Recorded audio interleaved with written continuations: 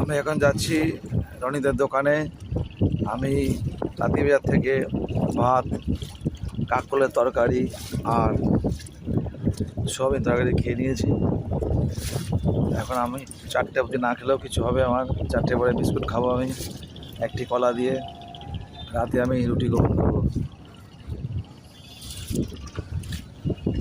সব দেখতে পাচ্ছ।